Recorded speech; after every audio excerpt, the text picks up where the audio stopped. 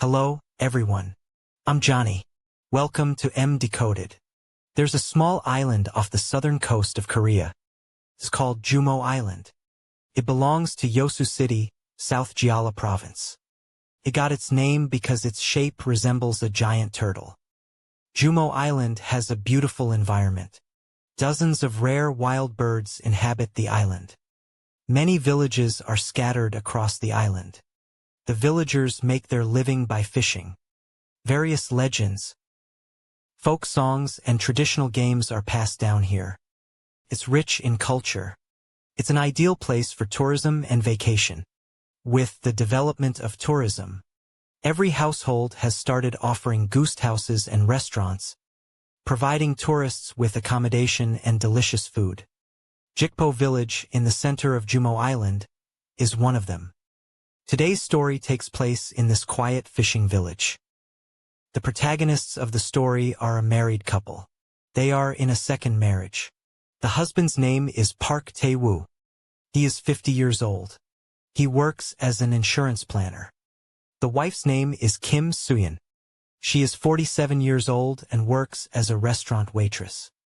The couple lives in downtown Yeosu City. One day in 2018, they drove to Geojae Village on Geojae Island for a trip. During their trip, something happened.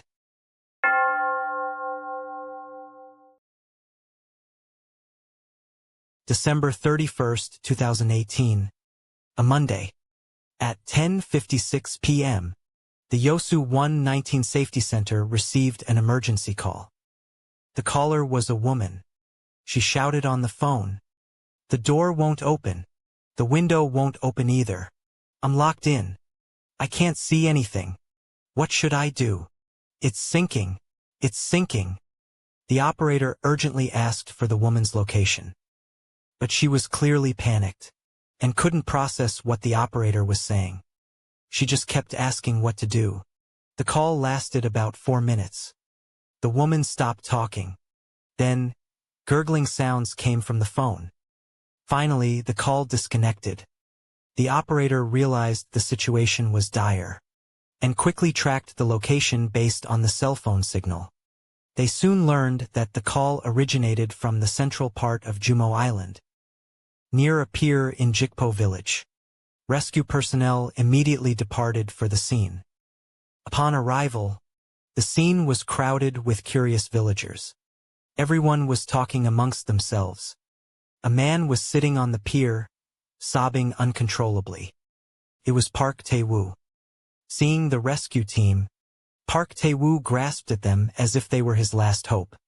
He rushed towards them, grabbed their hands, and said in a hoarse voice, "Please save my wife. She fell into the sea." Park Tae-woo's wife, Kim Soo-yeon, was 47 years old. She was born into an ordinary family in Yeosu City. She had many siblings. She dropped out of school early to work. Through a friend's introduction, she met her first husband. They had a son and a daughter. The 2 children lived with her. Kim Soo-yeon worked at a Kongnamul Gukbap, soybean sprout soup, restaurant in Yeosu City. One day, by chance, she met Park Tae-woo, who was 3 years older than her, at the restaurant. He was a single father. They always had endless things to talk about, and gradually became a couple. On December 6, 2018, she divorced her husband. Just 4 days later, she married Park Tae-woo. After a simple wedding ceremony, they started their new life together. Everything was going well. Unexpectedly, less than a month after their wedding, Kim Soo-yeon fell into the sea. Park Tae-woo was crying heartbrokenly by the pier. He said his wife was a gentle person who took care of him in every aspect of life. They had finally started a new family together, and he never expected this accident to happen. The rescue personnel patiently comforted Park Tae-woo. Since a considerable amount of time had passed, everyone knew that her chances of survival were slim. Park Tae-woo explained that he and his wife had just gotten married, and they were still in their honeymoon phase. It was the last day of 2018. That afternoon, his wife suggested they go to Geojae Island to watch the sunrise and welcome the new year. So they drove from the city to Geojae Island, first going for a walk at places like Ikkian Pier and Wuhak Pier. Later, they drove to Jikpo village. Upon arrival, they didn't book a hotel room. Instead, they drove their car directly to the pier near Jikpo village, planning to spend the night in the car and wait for the sunrise on the first day of the new year. Around 10 p.m., his wife fell asleep in the passenger seat. Park Tae-woo wasn't sleepy, so he got out of the car to smoke. During this time, he checked the tires for air. When he reached the rear right tire, for some unknown reason, the car suddenly started to roll forward slowly. He realized something was wrong and quickly reached out to grab the car door handle. But it was no use. The place where they parked wasn't level. There was a steep slope nearby. Soon, the car slid to the edge of the slope. He rushed to the passenger side door, trying to open it and wake his sleeping wife. But he found the door locked and couldn't open it. Park Tae-woo pounded on the car door and yelled for his wife, but she didn't hear him. Just like that, he watched helplessly as his wife and the car slid into the sea. Park Tae-woo was at a loss, unsure what to do. After the car entered the water, it began to sink rapidly. He desperately shouted from the pier, hoping his wife would wake up and open the car door to escape. He heard his wife's cries for help from inside the car. He went into the sea to try and rescue her, but he couldn't swim. It was dark, and he couldn't see the surface of the water clearly. After several failed attempts, he had to return to the pier. Park Tae-woo wanted to call for help, but he realized his phone was left in the car. He shouted from the pier, hoping someone nearby would hear him. But it was already past 10 p.m., and there was no one in sight near the pier. He had no choice but to run to the village for help. He eventually rushed into a hotel and asked for assistance. With the help of the owner, he called 119. By the time he returned to the pier, the car had completely sunk into the sea. His wife was nowhere to be seen. He knew it was over. He sat on the pier and broke down, sobbing uncontrollably. Gradually, nearby villagers gathered at the scene, but no one dared to go into the sea. Everyone was at a loss, and they could only wait for the rescue personnel to arrive. After the rescue personnel arrived, some strange details at the accident scene were discovered. First, there were guardrails on both sides of the pier. One of the guardrails was severely deformed, as if it had been hit by something. A fisherman who worked at the pier said he hadn't noticed any damage to the guardrail before. Also, Park Tae-woo claimed he had gone into the sea to try and save his wife, but his clothes were completely dry, which was strange. Based on these 2 points, the rescue personnel had a bold suspicion. They suspected that the accident wasn't a simple mishap, and that Park Tae-woo might have orchestrated it. They immediately contacted the police. The police arrived at the scene shortly after receiving the report. Park Tae-woo seemed surprised by the arrival of the police, but he quickly composed himself and said he was willing to cooperate with the investigation. When questioned by the police, Park Tae-woo stuck to his original story, claiming that his wife's fall into the sea was an accident. When asked about the deformed guardrail at the pier, Park Tae-woo claimed he knew nothing about it. He suggested that it might have been damaged before they arrived. The police went to the hotel where the emergency call was made to investigate. The hotel owner said, when Park Tae-woo came to the inn for help, he appeared very calm. He didn't seem nervous at all. He just wandered around the inn. If he hadn't asked to borrow the phone, he would have seemed like an ordinary guest. The innkeeper's testimony increased the police's suspicion of Park Tae-woo. As a husband, while his wife was in a life-threatening situation, he remained so composed, which seemed unusual. The police suspected that the accident was not a simple accident. Park Tae-woo explained that the reason he wandered around the inn when he went for help was to see if there were any rescue tools he could use. He claimed he was actually extremely nervous, but he didn't show it. He added that, in such emergencies, it was important to stay calm. Otherwise, who else could his wife rely on? Park Tae-woo's explanation did not dispel the police's suspicions. To find out the truth, the police retrieved the surveillance footage from the pier.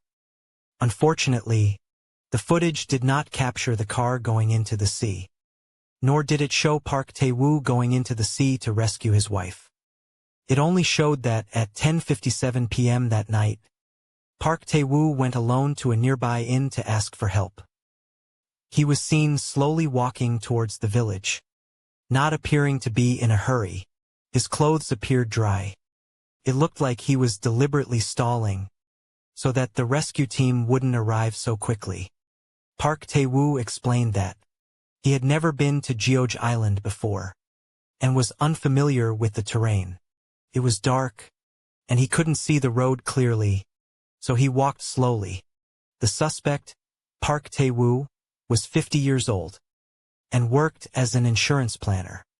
He had 3 daughters with his first wife, and they lived a simple life. Gradually, his wife began to complain that Park Tae-woo was incompetent and couldn't make much money. She said he couldn't provide a better life for her and their daughters. The family struggled financially, and the couple frequently argued about money. Eventually, their marriage ended in divorce. After the divorce, the 3 daughters lived with Park Tae-woo. To provide a better living environment for his daughters, he changed jobs many times.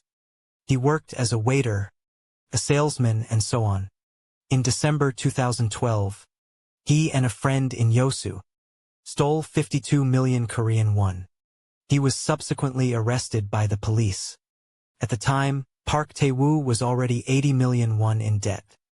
After his arrest, he confessed to his crime, saying that his 3 daughters were in school and needed to pay tuition. He said he resorted to desperate measures out of desperation. Park Tae-woo was convicted of theft and sentenced to 2 years and 6 months in prison. In 2014, after Park Tae-woo was released from prison, he made ends meet by working temporary jobs and driving a tour bus. In May 2018, he applied for a job as an insurance planner, but was not hired due to his criminal record. He then applied for the same position at a different company and was hired. After joining the company, Park Tae-woo underwent various training sessions and became proficient in the details of insurance products, including underwriting and claims procedures. He also learned details about some policyholders and engineered chance encounters to discuss business. He quickly became competent at his job and achieved good results. At the end of September 2018, Park Tae-woo targeted a policyholder named Kim Soo-yeon. He discovered that she worked at a restaurant he frequented. He then arranged a chance encounter with Kim Soo-yeon at the restaurant and pitched her insurance policies. After learning that Kim Soo-yeon was separating from her husband, he stayed in close contact with her. He offered her travel insurance discounts, among other things, and the two quickly became romantically involved. On October 26, persuaded by Park Tae-woo, Kim Soo-yeon purchased 3 insurance policies. 2 of these policies paid out 1 billion won in benefits. On November 9, Park Tae-woo had her purchase dental insurance. Then, on November 20th, she purchased another policy with a benefit of 100 million won. Infatuated, Kim Soo-yeon didn't think too much about it. Swayed by his smooth talk, she signed one insurance policy after another. To flaunt his financial prowess, Park Tae-woo sold his old car and bought a luxury used car, the same one that later ended up in the sea. He also lied to Kim Soo-yeon, claiming he was going to buy land on a beautiful island and build a house for their retirement. Kim Soo-yeon believed him completely. For days after divorcing her husband, she married Park Tae-woo in a whirlwind romance. Between December 12th and 13th, Park Tae-woo first purchased car insurance for his car in Kim Soo-yeon's name. He then changed the beneficiary of all her insurance policies to himself. Later, without her knowledge, he changed the beneficiary to his younger brother. The police located Kim Soo-yeon's 2 children and asked them what kind of person their stepfather was. Kim Soo-yeon's eldest son said his stepfather was a good person who took good care of him. Whenever he had free time, he would take him to fancy restaurants and fun places. He liked his stepfather. After his mother remarried, she seemed much happier. Before the incident, his mother acted normally and didn't do anything unusual. Kim Soo-yeon's younger daughter also said that she had a good impression of her stepfather. Initially, she worried that after her mother remarried, she might pay less attention to her and her brother. But that wasn't the case. Her stepfather was thoughtful and sometimes cared about her more than her mother did. Based on the children's descriptions, Park Tae-woo seemed like a good stepfather. However, the police noted that he and Kim Soo-yeon had been married for a very short time, and it was difficult to truly know someone in such a short period. During the subsequent investigation, the police learned that, after their marriage, Park Tae-woo had changed the beneficiary of all 6 of Kim Soo-yeon's insurance policies to himself. The total coverage of these 6 policies was 1.25 billion won. They primarily covered accidental death and traffic accidents. The police believed that this was Park Tae-woo's motive. They suspected he orchestrated the accident to collect the large insurance payout. As an insurance planner, he was familiar with all the policy terms and conditions. After meeting Kim Soo-yeon, he targeted her insurance money. He didn't truly love her. He pretended to pursue her. After gaining her trust, he quickly married her. Then he found an opportunity to change the beneficiary to himself. Once everything was in place, he lured Kim Soo-yeon to Geojae Island to carry out his sinister plan. The police also learned that Park Tae-woo was not wealthy. He had 3 daughters to support and was under a lot of financial pressure. He desperately craved money. Someone once saw a note in his phone's memo app titled "My Philosophy on Life." One sentence read, "I don't want my children to inherit poverty." Although all the clues pointed to Park Tae-woo murdering his wife, he continued to deny it. Instead, he accused the police of making wild guesses and blaming him without concrete evidence. He insisted they were trying to frame him. The police then interviewed Park Tae-woo's 3 daughters. They all said that their father was an honest and upright man. Although he had made mistakes in the past, it was due to life's pressures. It didn't mean he was a bad person. Since their parents' divorce, their father had borne all their living expenses. He was frugal, but never neglected them. The afternoon of the day after the incident, the police recovered the car from the sea. It was a silver-gray 2008 Genesis. Upon inspection, they observed the car's windshield was completely shattered. The rear of the car was significantly dented, likely due to an impact. The car's trunk was also open. Kim Soo-yeon was in the passenger seat. She showed no signs of life. 2 cell phones were found inside the car. One belonged to Kim Soo-yeon. The other belonged to Park Tae-woo. It was unusable due to prolonged water damage. The forensic report indicated that Kim Soo-yeon drowned. Time of death was 11 p.m. on December 31st. After the car was recovered, The police quickly found suspicious details. According to Park Tae-woo's statement, the car should have slid into the waterfront first. Therefore, the broken windshield might have been caused by water pressure or by hitting rocks. But the rear of the car entered the water last. How could there be signs of impact there? And the trunk was open. Furthermore, the police found another suspicious detail inside the car. The gear shift was in neutral. This was unusual. Park Tae-woo parked the car on the dock waiting for sunrise. If the car was in neutral, there was a risk of it rolling, unless he intentionally left it that way. The police questioned Park Tae-woo about this. He stated that initially, the car was parked very close to the dock slope, which was the best spot to watch the sunrise. But later, his wife felt it was unsafe, so she asked him to back up a bit. While reversing, he accidentally bumped into the dock's guardrail. Hence the dent. After finishing reversing, he habitually shifted the car into neutral. Then he got out to check the damage. Unexpectedly, as soon as he got out, the car slid into the sea. As for the trunk, it probably opened accidentally. After falling into the sea, Park Tae-woo's story was full of holes and completely inconsistent with his previous statements. Previously, Park Tae-woo claimed he didn't know how the guardrail on the dock was damaged. Now he was saying he hit it.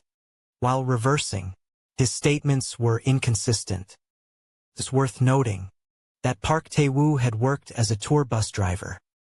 This indicates he was a skilled driver. He couldn't have been unaware of the danger of parking in neutral.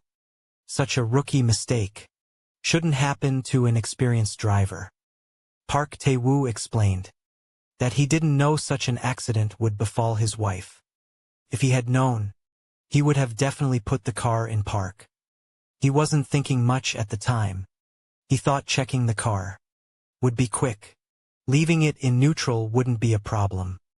Who knew such negligence would lead to tragedy? Perhaps the wind was too strong by the sea, coupled with the slope, caused the car to slowly slide down. Park Tae-woo's explanation didn't dispel the police's suspicions. There was another suspicious detail about the car. A rear window was slightly open. It was measured to be open by 7 centimeters. If the car had fallen into the sea with all windows closed, it wouldn't have sunk immediately. But with a window open, water would quickly flood the cabin. The car would quickly sink to the bottom. Kim Soo-yeon was in the passenger seat. Even if she felt hot and wanted to open a window, she would have opened the passenger window. But the recovered car had the passenger window closed. Instead, a rear window was slightly open. This was puzzling. The police suspected Park Tae-woo had preemptively opened the rear window to make the car sink faster. Park Tae-woo vehemently denied this, claiming his wife had asked him to open the rear window. She felt hot inside the car, so she opened the passenger window. But after a while, she felt the wind was too strong, so she closed the passenger window and asked him to open the rear window. This way there would be some ventilation, without being too cold. Although Park Tae-woo vehemently denied his guilt, by this point in the investigation, all the evidence suggested that Kim Soo-yeon's death was not a simple accident. Park Tae-woo had a motive. The police arrested him on suspicion of murder. According to the investigation, on the night of the incident, Park Tae-woo parked the car on the dock's breakwater. Claiming the air inside the car was stuffy, he opened the rear window and had sexual intercourse with Kim Soo-yeon inside the car. Afterwards, finding it difficult to move inside the car, he reversed, saying they should go to a motel. While reversing, he intentionally hit the guardrail. Then, under the guise of checking the damage, he put the car in neutral. Without engaging the handbrake, he got out of the car alone to inspect the rear bumper, leaving Kim Soo-yeon inside. The car, with Kim Soo-yeon inside, slid down the dock slope and into the sea. A year after the incident, the case was heard at the Suncheon branch of the Gwangju District Court. In court, the prosecution pointed out that the defendant, Park Tae-woo, due to financial difficulties, especially the pressure of raising his daughter after his divorce, planned the incident. He murdered Kim Soo-yeon, disguised it as an accident, and attempted to defraud the insurance company. On December 31, 2018, Park Tae-woo lured the victim to the Geojae Island Jigik village dock. Under the pretext of watching the sunrise, he then intentionally hit the guardrail while reversing, put the car in neutral, and got out to check the damage. Park Tae-woo then pushed the car from behind, causing it to slide into the sea. The defense claimed that Park Tae-woo did have debt problems and was not wealthy, but he wouldn't go to such lengths for money. Moreover, there was no evidence that he pushed the car after getting out. It was possible that the car slid into the sea accidentally, perhaps due to the wind. The prosecution stated that Park Tae-woo's financial difficulties provided him with a motive. Furthermore, as an experienced driver, his act of leaving the car in neutral upon exiting clearly indicated intent. It was winter at the time of the incident, and the weather was cold. The fact that a rear window was partially open was highly unusual. According to the latest investigation, the defendant had visited the scene a week prior, on December 24. To the incident, this behavior raised further suspicion. Without external force, the car couldn't have rolled into the sea on its own. This further proved the unnatural nature of the incident. After a period of deliberation, the court delivered its verdict. Park Tae-woo was found guilty of murder and sentenced to life imprisonment. After the trial, Park Tae-woo appealed the verdict to the Gwangju High Court. The appeal was heard at the Gwangju High Court. In court, Park Tae-woo stated that he was completely innocent. He had never done anything to wrong his wife and wouldn't scheme for insurance money. Although he was experiencing financial difficulties, he wouldn't do anything so drastic. He wouldn't do something so crazy. The car sliding into the sea could have been caused by various factors. Couldn't be certain that he pushed the car. Based on a simulated experiment conducted by the police at the scene, regarding a car in neutral sliding into the sea, 3 scenarios were identified. The first was the car parked on level ground. If it slid, it meant someone had intentionally pushed it. The second was the car parked on a slope. Releasing the handbrake would cause it to slide. The last scenario was the car initially parked on level ground, but the passenger's movement caused the car to slide. However, there was an issue with this scenario. The passenger would have to shift their weight multiple times for the car to slide. These 3 simulations showed that the threshold for the car to slide wasn't fixed. The appellate judge believed that Park Tae-woo didn't have sufficient financial motive to murder Kim Soo-yeon, and that there were multiple possibilities for the car sliding into the sea. Couldn't be confirmed that Park Tae-woo intentionally pushed the vehicle. The second trial commenced. The court delivered its verdict. The defendant, Park Tae-woo, was found not guilty of intentional homicide. However, he was found guilty of involuntary manslaughter. According to the Act on Special Cases concerning the settlement of traffic accidents, the defendant's initial life sentence was overturned. He was sentenced to 3 years in prison. Park Tae-woo still disagreed with the verdict and appealed to the Supreme Court of Korea. The Supreme Court overturned the second trial's verdict and acquitted Park Tae-woo. The judge stated that although Park Tae-woo could be convicted based on circumstantial evidence alone, that evidence had to be beyond reasonable doubt. The defendant did not dictate the entire itinerary to Geojae Island, the sexual intercourse in the car, appeared to have occurred at the victim's request, not the defendant's.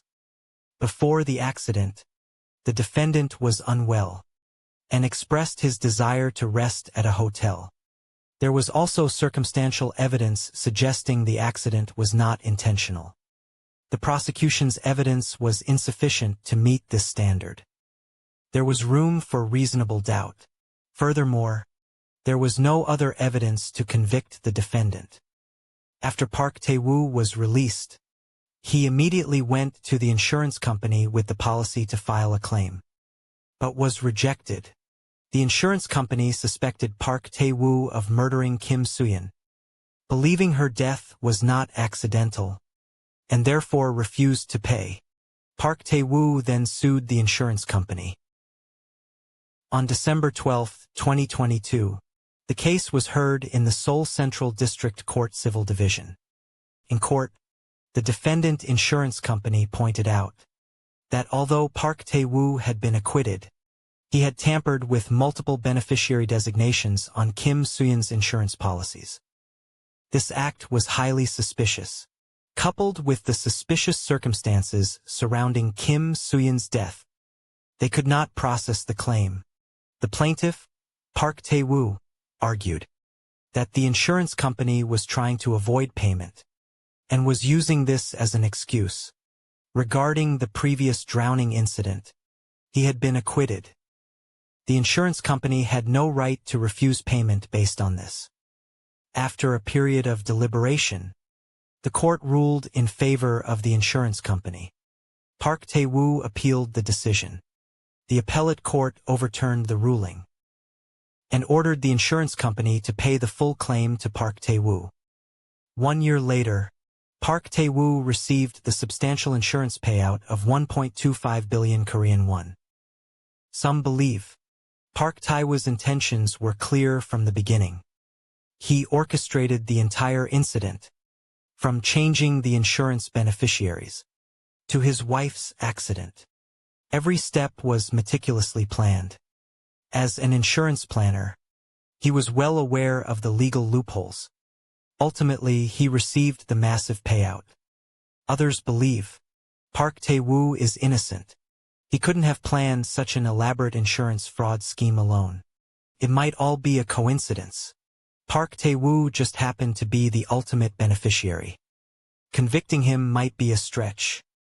Ultimately, the Korean judicial system agreed. To this day, people still debate this incident. Some believe in his innocence. Some don't. If he truly did it all, it would be the perfect crime.